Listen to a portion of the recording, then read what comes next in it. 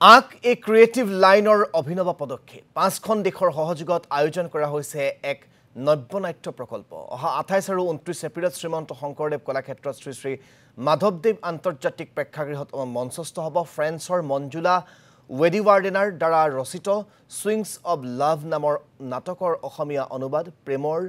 দোলনা নাট ডক্টৰ মৃণালজ্যোতি গোস্বামী অনুবাদ কৰা নাটখনিত অভিনয় কৰিব ৰাষ্ট্ৰীয় নাট্য বিদ্যালয় সিকিম সেন্টাৰৰ পৰা উত্তীৰ্ণ জাহ্নবী বৰাই ভাৰত ফ্ৰান্স অষ্ট্ৰেলিয়া আৰু শ্ৰীলংকা আৰু বাংলাদেশৰ শিল্পীৰ সহযোগিতাৰে প্ৰস্তুত কৰা হৈছে এই নাট্য প্ৰকল্প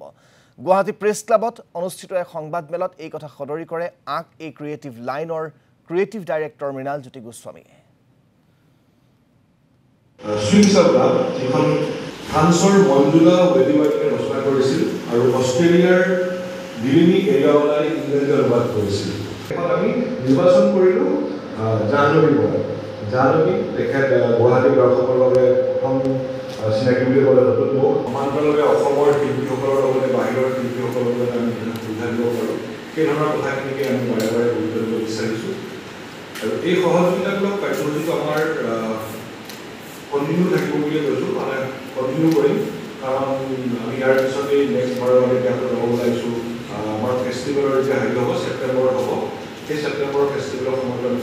কলাগুৰি ফাউণ্ডেশ্যন